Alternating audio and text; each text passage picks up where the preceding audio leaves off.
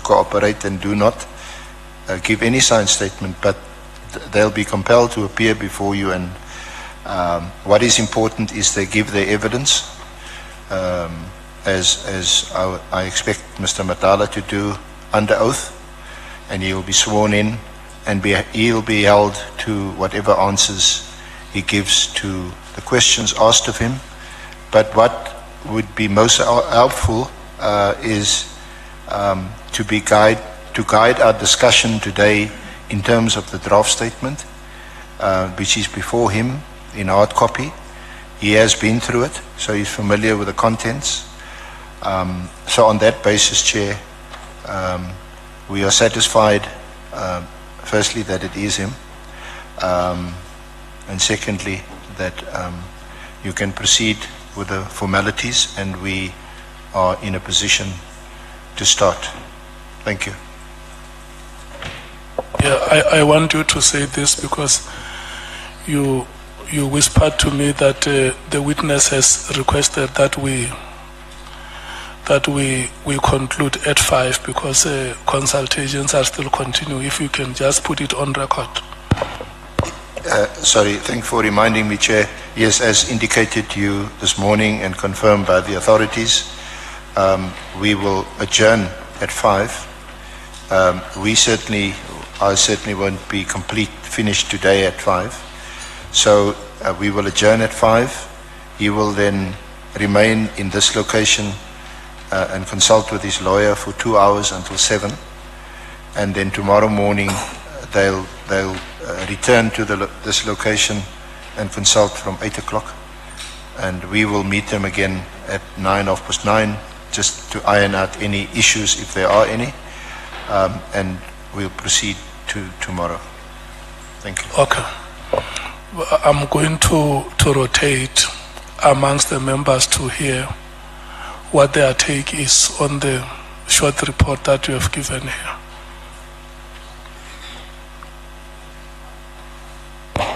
Thank you, Chairperson.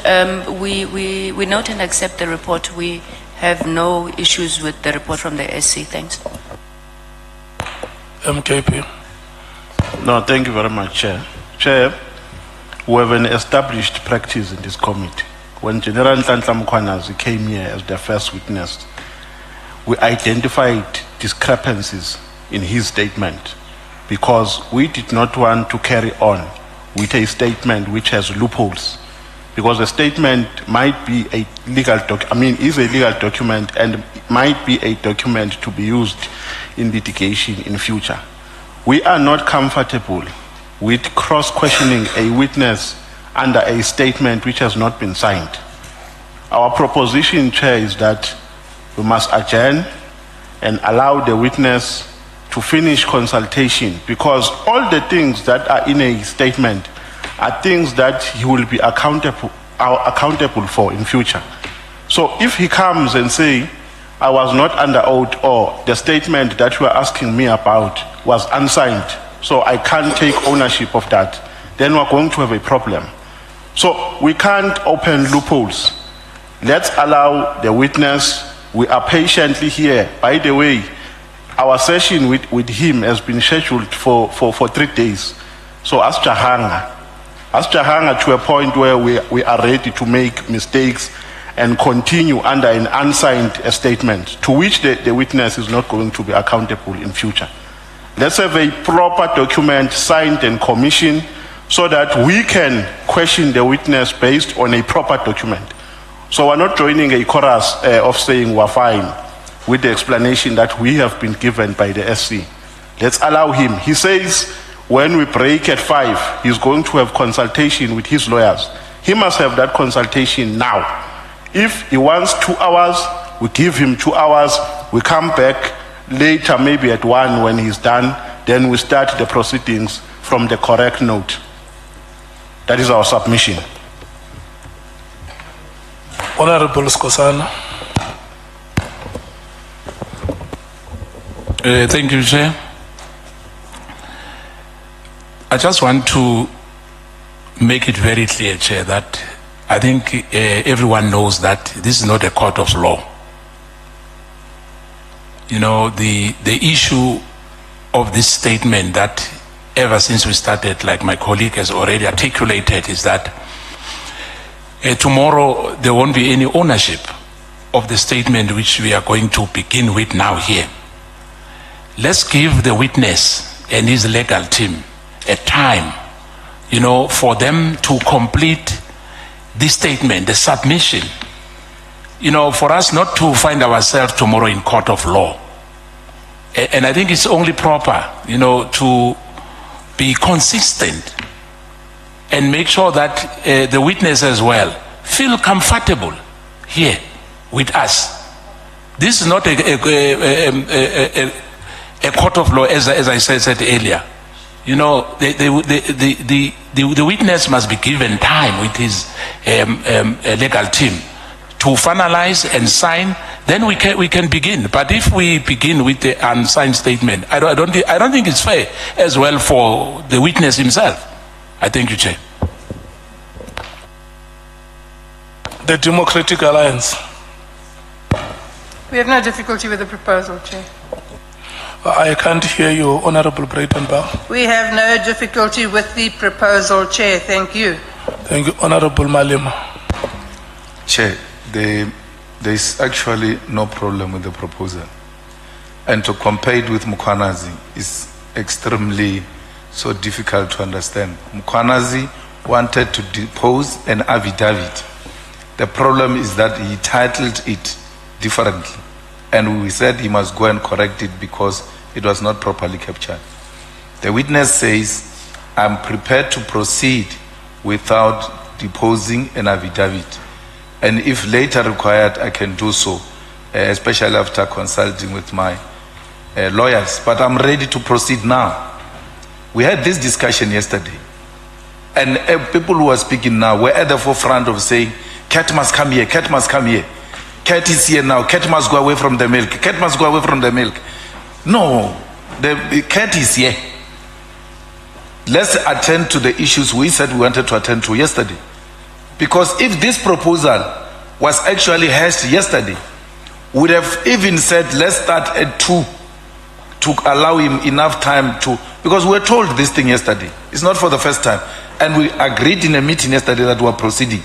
So let's proceed as proposed by the SC.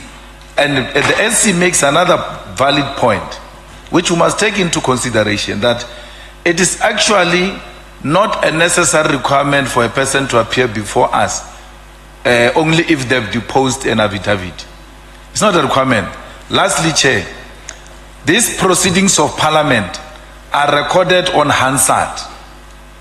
He takes an oath, he speaks with his own mouth, and he comes back and says, I never said that. We take out a Hansard. And that's it, that's the end of it. The Hansard is an official recording program of Parliament, and you can't turn against your own voice on the Hansard. So that's why we've got an Hansard. For people who come to Parliament and speak and later say, I never said that, we go to Hansard and say, this is what you said, and you said this under oath. The fact that he's prepared to take an oath is enough for the EFF, Chair. Thanks. Bangazita. Thank you, Honorable Chairperson. Oral evidence is legal evidence, and it carries the same weight as written evidence. And for that reason, we are comfortable to proceed if the witness is going to be actually leading his own evidence under oath. Thank you. Honorable Sols. Muniba is on it, Chair. Let's proceed. Honorable James. Let's proceed. The country wants answers. Thank you, Chair. Honorable Nomvalo and Honorable Skosana, are you persuaded? Chair, I think, I remember very well what we have discussed here yesterday. We can go ahead with this, but let's not use the unsigned statement. This digital one which we are sent, let's put it aside. Let the SC ask him question, no problem. But let's not say we are going to use the unsigned one, because it doesn't make sense. How do you question the witness without a signed statement? If you are going to use this statement, if it's oral without anything which was given to us now, no problem, Chair. We can go ahead. You agree? Thank you. Thank you so much for that understanding, Honorable Nomvalo. Yeah, no, thanks, Chair. Remember, the majority view must prevail at the end of the day. But our strong view remains. I mean, our view, our initial position remains, Chair, that it's wrong to cross-question a witness under an unsigned statement. That is our firm view. Because he is saying he is still going to have a consultation with his lawyers later today. Now, you question him today on a statement that might be changed, because he might change it when he has consultation with his lawyers and come back tomorrow with another version. So we strongly believe, Chair, that we're taking the wrong route, but the majority was subjecting ourselves to the behest of this committee. But lastly, Chair, we want to make a proposition and lobby members of the committee that today, I don't know the volume of the questions that the senior counsel has, but we want to lobby the committee that today we allow the senior counsel to cross-question the witness, and then tomorrow, because this meeting has been scheduled, I mean this session has been scheduled for 3 days, so that you allow members to read the statement thorough. We've just received the statement now. And our principle is that before we cross-question the witness, we must have read the statement, because we're not here to tick boxes. So that we can take matters further, so we must read the statement first and have a proper understanding of what is entailed in it, and then tomorrow we allow members to ask questions. That is a proposition that we're making, Chair. Unless there's a person who strongly feels in the committee that he is ready, then we can't deprive such people. So you want to read the statement? Pardon? You want to have enough time to read the statement? Yes. Okay, thank you. Thank you so much. I think, look, Honorable, it's the practice in this committee that when there is a matter like this one, the chair must gather wisdom from yourselves. And I think you did exactly that. We are going to proceed with today's business. It's your decision as the committee. And anytime you feel like we have done our work, we can stop. I will hear from yourselves. The witness has requested that we work until 5 o'clock today, and I hope you understand that. Have we done all the rituals before I can administer oath? If you can just confirm to us